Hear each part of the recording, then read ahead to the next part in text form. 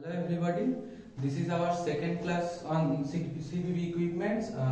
In this session, we will be discussing centrifugal blood pump. In the first session, we have discussed about our occlusive roller pump. Now in the first class, we have also discussed about the main work of our blood pumps. So what was the work of our blood pump actually? It is creating the force or generating the force of circulating the blood through whole through our body. That is, it is doing the job of our ventricles. So this part of equipment is doing the job of our ventricle. Now we all know that there are main two types of blood pump. First is displacement pump and second one is rotary pump. In displacement pump, we have seen occlusive roller pump and non-occlusive roller pump, whereas in rotary pump, we have seen centrifugal, diagonal and radial pumps. So in this session, we will discuss the centrifugal pump. It is the second most commonest pump which is used, and you all have heard the name of ECMO. In ECMO, generally this pump is used. So why it is used in ECMO, we will discuss it too. So let's start the topic. So first, why it is called centrifugal pump? Because it operates on the concept of centrifugal force, which we have learned in our 10+2. So what is centrifugal force? So when a body or when something around moves in a circular pathway, a force acts on them towards the center, but the direction of its movement is tangentially. That means like that. If this is the direction of the force acting towards the center, then the direction of movement is tangentially. So basically, on this concept, the flow through the centrifugal pump occurs. So this is called centrifugal pump. Now first we will learn what are the components of centrifugal pump. In centrifugal pump, we will see a disposable pump head. First is disposable. First, if we discuss about components.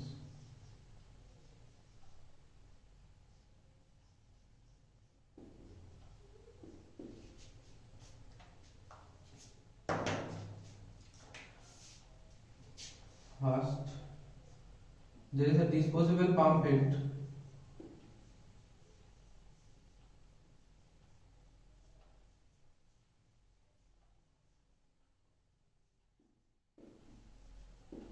In disposable pump head, we will see a polycarbonate housing.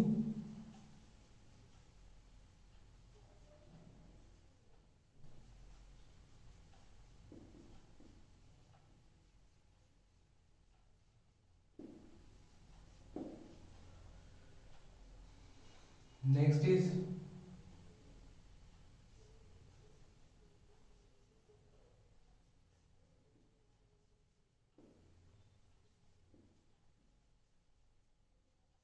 rotating vanes.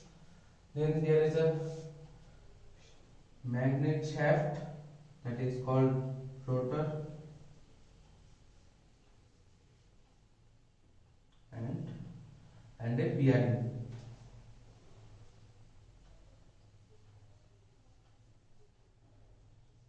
These all are included in the pump head, which is disposable. Unlike our occlusive roller pump, its pump head is disposable. And the second component is the operating console.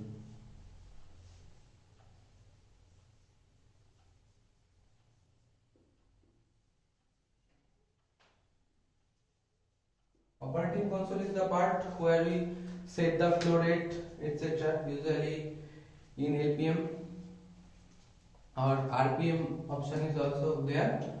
So these are the components of centrifugal pump. These beams are called cones or sometimes impeller.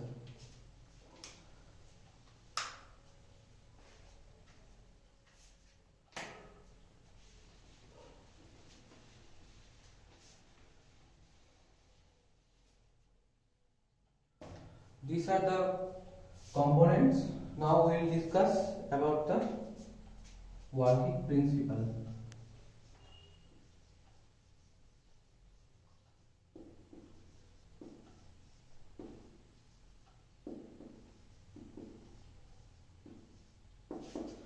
So in components there was a housing made of polycarbonate. This part is the housing in which the pump is situated. The black outline here in this picture is the housing. These are the rotating cones or impeller. These projections are the rotating cones or impeller. In this picture, this magnet column that is connecting it with its operating console, that is called shaft or rotor, and the magnet above it is the bearing. Sorry, this is the magnet, and above it this is the bearing column. Now what happens when it is placed inside the operating console? Magnetic coupling occurs with help of shaft with the magnet with the operating console. Now when we set a flow rate, the magnet inside the operating console rotates, and due to magnetic coupling, these bearing columns also rotates, as this is magnetically coupled through the rotor with the operating console. Now when the bearing column rotates, all these cones rotates and creates a vortex inside the pump. Now what is vortex? Vortex is rotation of fluid column around an axis. Imagine this is the axis of the centrifugal pump. Then when it rotates, the blood inside it will rotate around this axis. Now in a vortex, negative pressure is always created at the center. Negative pressure is always at the center.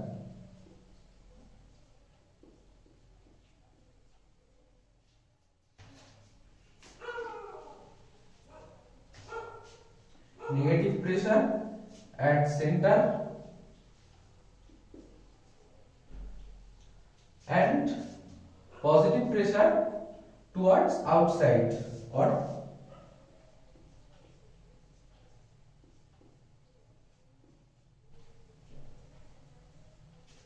positive pressure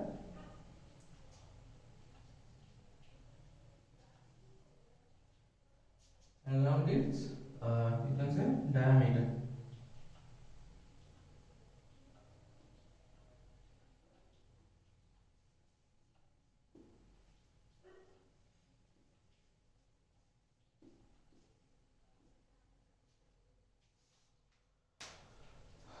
Now what happens when negative pressure is in the center? Now see this P diagram, you can see this is the inlet, this is the inlet, this is the inlet of the pump. So when negative pressure is created, the blood will come inside through its inlet and rotate within it, and it will come out through its outlet. This is the outlet where there is positive pressure created due to the vortex created by the rotation of the cones. So what will happen? What will be the pattern of flow? If this is outlet and this is inlet, This is inlet and this is outlet. Imagine this is a simplified 2D diagram of centrifugal pump.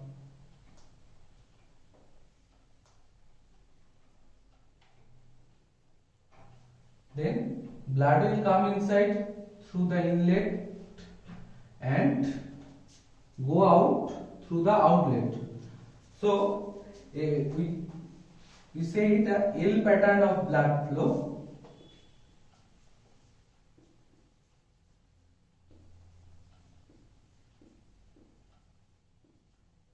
L pattern of blood flow is created by the centrifugal pump. Now, what are the advantages and the disadvantages of centrifugal pump?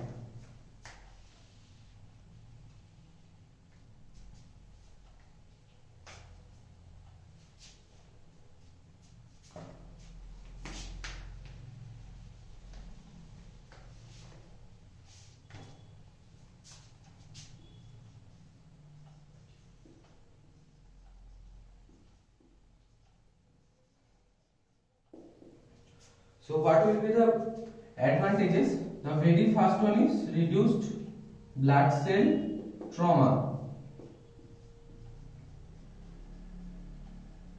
Why? Because it is not giving a tremendous pressure on the blood or on the blood cells, which we have seen in case of occlusive roller pump. That is, occlusion pressure, huge pressure was applied on the blood cells, but in this case, no pressure is not that much pressure is exerted on the blood cells, so there will be reduced blood cell trauma.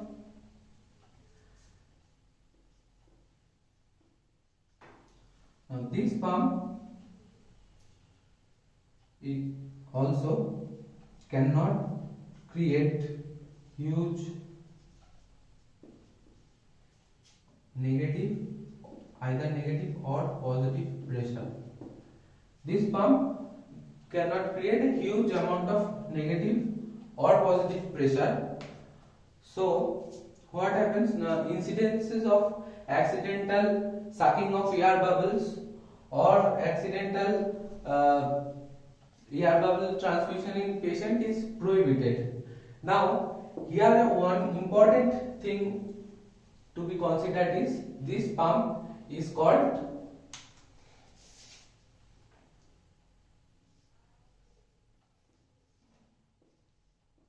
afterload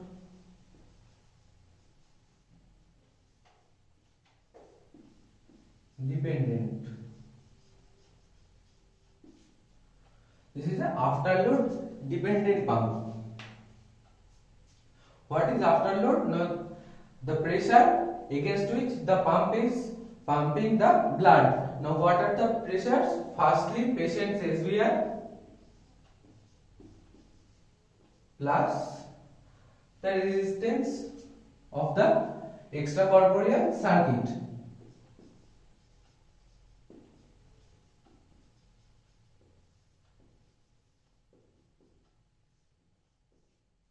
Resistance of extracorporeal circuit. So the flow of the centrifugal pump is dependent on the afterload, that is the pressure exerted by patient's systemic vascular resistance and the resistance offered by the extracorporeal circuit. It is also called preload sensitive.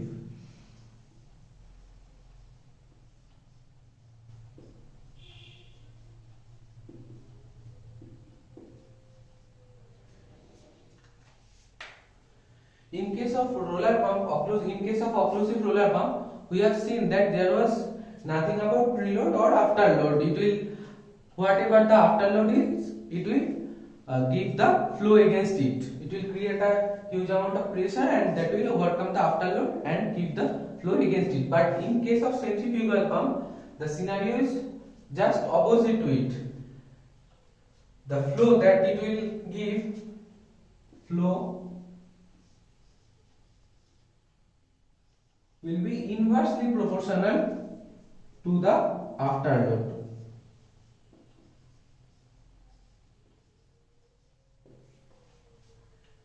flow will be inversely proportional to the afterload. That is, if SVR, this resistance suffered by the circuit is almost, you can take it as a constant.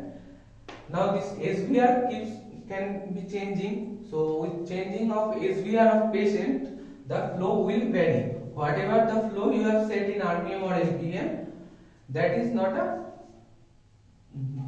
a obvious indicator of what the pump is, what flow the pump is giving, because the flow, irrespective of the LPM or the RPM you have set, the flow will depend on the patient's SVR, that is systemic vascular resistance, and the flow is inversely proportional to the SVR. That means if the SVR goes up, if there is severe vasoconstriction, the flow will go down, and if there is vasodilatation and SVR is low, then the flow will go up.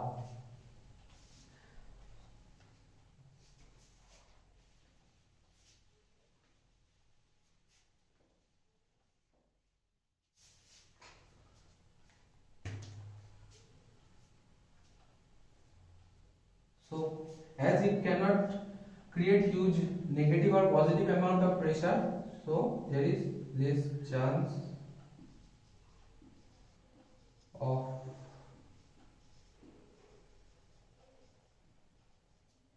accidental air embolism.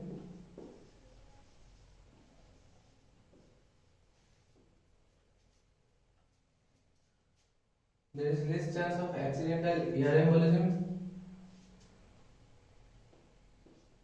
Third one is reduced positive pressure.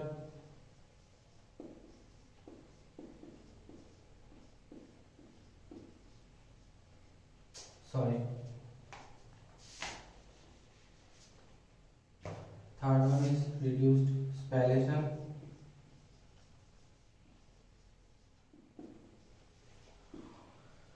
Now, what was the spallation? The spallation was coming out of microparticulates of tubing material from the inner surface of the extracorporeal circuit's tubing, which was due to the roller pump. The roller pump rolls against the back plate and rolls on the tubings. That's why there we can encounter the events of spallation if the pump runs for a long time. But here the spallation is very minimal. If the pump is running long time, there also in that case also there will be minimal case of spallation. These are the common advantages. And again, as there is nothing to do with occlusion, we don't have to set the occlusion manually, or there is no occlusion pressure here, so it is not dependent on user's efficiency. So user independent pump, it is user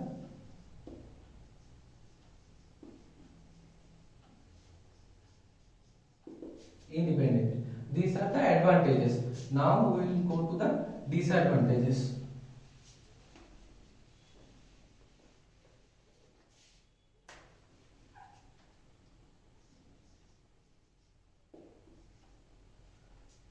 Now, what are the disadvantages? The very first disadvantage is in its concept of afterload dependency. So if afterload is too much high, then what will happen? Or imagine when we will turn off the pump, or at the end of the case we are making the flow too much low when we are preparing for taking the patient out from the CPB bypass, cardiopulmonary bypass. Then what will happen? If the positive pressure generated by the pump is lower than the pressure exerted by systemic vascular resistance, what will happen? There will be a reverse flow. That is, in normal case, we are giving flow to the patient. When we are turning the flow down, or we are turning the pump off, or the patient's SVR has gone too much high, then what will happen? There will be reverse flow. That is, the flow will come from the patient into the pump. So every time we have to be very cautious about lowering the flow, and every time we are turning the pump off, every time we have to put a clamp,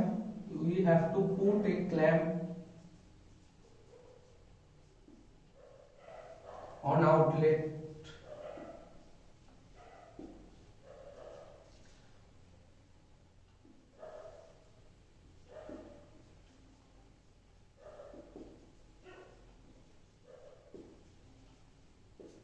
The time of turning of the pump.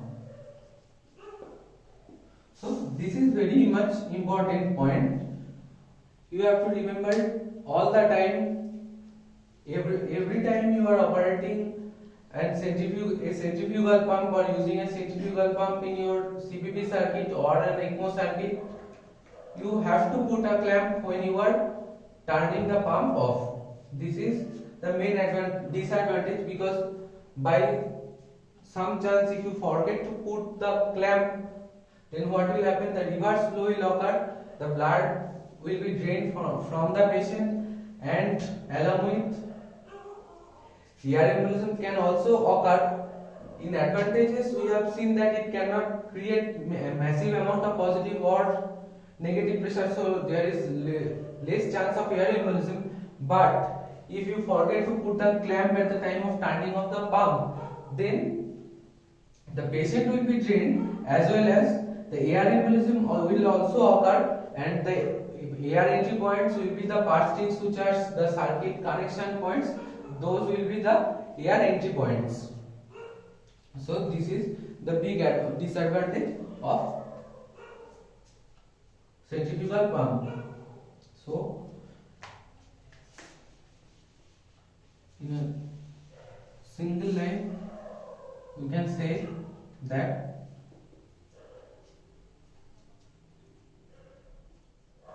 if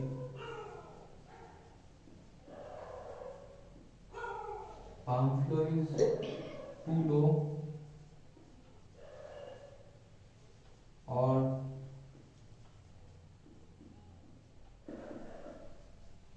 turned off,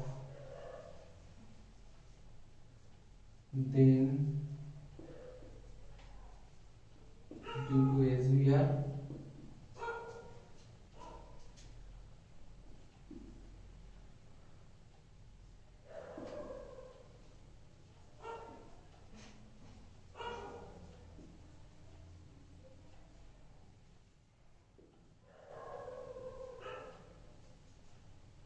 retrograde flow will occur.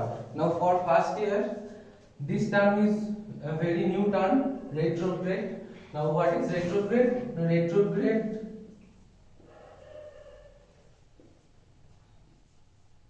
Retrograde means reverse or opposite from the patient.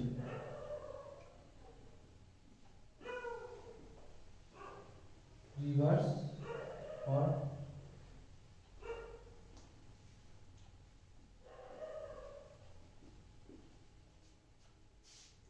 opposite of it is antigrade flow.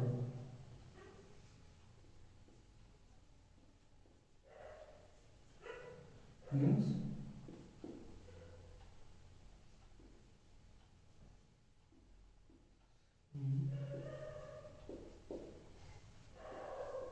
direction.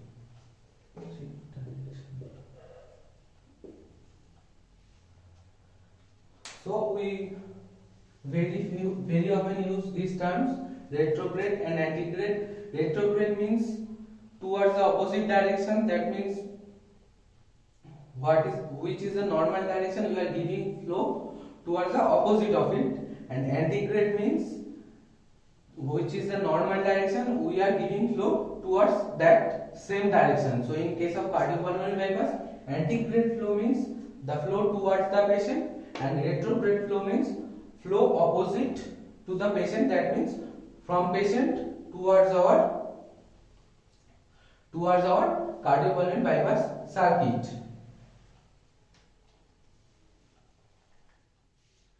These two terms are very often used: retrograde blood flow and antegrade blood flow. And this flow obviously represents the arterial flow, not the venous drainage. You can say the venous drainage is the retrograde blood flow, but no, the normal direction of venous drainage is towards our circuit, so it is not a retrograde flow. In case of arterial flow, we use this term retrograde and antegrade. These two terms you will find again in time of cardioplegia. When we will discuss about cardioplegia, you will find these two terms, retrograde cardioplegia and antegrade cardioplegia. That means retrograde is opposite to the direction of coronary blood flow, and antegrade means towards the direction of coronary blood flow. So this is all about the term, and this is the main disadvantage. So you have to remember it, and always have to put the clamp when you are turning it off. And the second one is the main disadvantage, for which we do not use the pump in a regular basis, though it causes very much less amount of blood cell trauma or less amount of spallation, etc. Still, we cannot use this in daily CPP or in our routine CPP because of its cost. Because the whole pump head is disposable, so for each case we need a new pump head, which will increase the cost of each operation very much high. For this, we cannot use it in our regular CPP. The next and very less common situation which we have encountered or which is seen is the third point. As blood comes direct in contact with the pump, so it is a machine. When it is rotating, it is doing some work, it will produce some heat. So what it will do, as it is coming in direct contact of blood, it will radiate the heat in the blood, and inside a vortex what happens, so this is a vortex, the towards its center, which is this one, towards its center, when the blood is moving around like that, towards its center, the velocity of blood flow, the speed of blood flow is very much low, and in the outer directions, in these portions, the velocity of flow is high. So what happens in this point of lower blood flow, and due to the radiation of heat from the pump, there is a chance of production of clots at its center, at the center of vortex. This is not a common scenario, so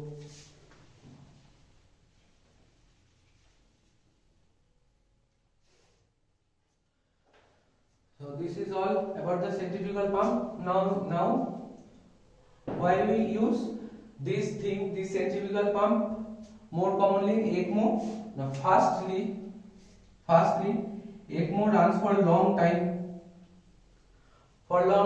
If we use our occlusive roller pump, what will happen? There will be severe hemolysis. So first thing is, for long time it is suitable for the patient.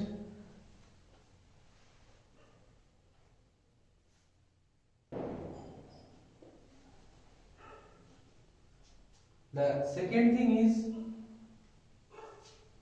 lesser amount of spallation and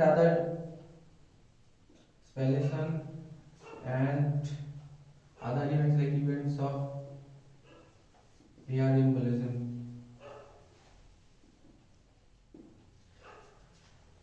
These are the main reasons. Again, we have to monitor the flow, the pump's flow, irrespective of the flow that is set by the operating console. We have to monitor it because in long term patient's SVR will change, will keep changing. So we have to monitor the flow, and for that, again, this is, you can write it down as a disadvantage because every time we have to use flow meter.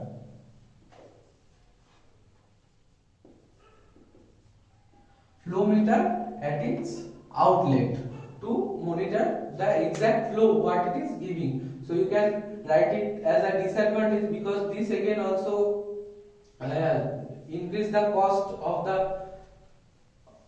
the whole circuit. So again, this is also important, very important point. So main two important points are, you have to put a clamp when you are turning off the pump, and every time you are using the centrifugal pump you have to use the flow meter, because as I have mentioned earlier, the centrifugal pump is dependent on the afterload. So this is all about this centrifugal pump, and I hope that you can understand it very easily, and you can find it very exciting. Again, recap I am giving it in Bengali. Centrifugal pump এ কি হয় না, এর একটা first components গুলো বলে দিই। First হচ্ছে polycarbonate একটা হাউজিং থাকে, হাউজিং মানে যার মধ্যে পাম্পের সমস্ত ইকুইপমেন্টস গুলো রয়েছে। তো সেই পাম্প পলিকার্বনেট হাউজিং এর মধ্যে কি থাকে না, রোটেটিং কোনস, মানে এই পাকার মতো অংশগুলো, এগুলো কি বলবো বাংলায়, রোটেটিং কোনস, এগুলোকে কোনসই বলে, cones or bench or sometimes impeller. এগুলো রোটেট করে around an axis that creates এটা একটা vortex ক্রিয়েট করে। vortex কি না, অনেক সময় আমরা ছোটবেলায় সেই জলের বোতলে ঘুরিয়ে সেই জলের এরকম একটা ফ্লো তৈরি করতাম বোতলের মধ্যে, সেইগুলোকে সেই এই যে এই flow along an axis rotation of fluid column, এইটাকে বলে vortex। অনেকটা টর্নেডোর মতো দেখতে, সেই বোতলে ছোটবেলায় খেলার সময় তৈরি করতাম, সেইটাকেই বলে vortex। তো এই vortex এ কি হয় না, vortex এর মাঝখানে, vortex এর along the axis negative pressure, আর এর বাইরের দিকে পজিটিভ প্রেসার। তাই যখন নেগেটিভ প্রেসার, তো এখানে কি না, এই যে অ্যাক্সিস, এই অ্যাক্সিসের along the axis পাম্পের রয়েছে ইনলেট, আর along its radius আউটলেট। তো along the axis negative pressure মানে ইনলেটে নেগেটিভ প্রেসার তৈরি হচ্ছে, তার জন্য এখান থেকে ব্লাড ঢুকতে পারে, ঢুকে আবার এখানে পজিটিভ প্রেসার, তো এখান থেকে বেরিয়ে যায় টুয়ার্ডস পেশেন্ট। এটা হচ্ছে বেসিক প্রিন্সিপাল। তো এটা ডেইলি বেসিসে আমরা ইউজ করি না, কারণ এটার কস্টিংটা অনেক বেশি হয়ে যায়, যেটা এটার main advantage, disadvantage.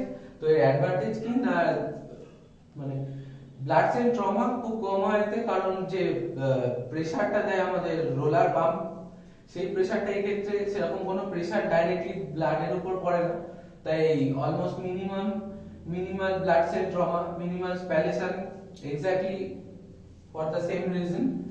So these are the advantages. Again, it cannot produce excessive amount of negative pressure or positive pressure either. This is also an advantage. And why it cannot? Because it is because কারণ এটা afterload dependent. Again লিখে দিচ্ছি, afterload dependent pump. তো afterload dependent মানে afterload হচ্ছে যার এগেইনস্টে pump blood flow করে। হার্টের ক্ষেত্রে সেম কনসেপ্ট, afterload মানে যার এগেইনস্টে হার্ট ব্লাড পাম্প করছে, পাম্পের ক্ষেত্রে সেম কনসেপ্ট, যে প্রেসারের এগেইনস্টে ব্লাড ফ্লোটা দেওয়া হচ্ছে। তো হার্টের ক্ষেত্রে সেই afterload হচ্ছে শুধুমাত্র এসভিআর, সেম পাম্পের ক্ষেত্রে এসভিআর, আর তার সাথে কিছু পরিমাণ রেজিস্ট্যান্স যেটা সার্কিটের জন্য থাকে, দিস সার্কিট রেজিস্ট্যান্স।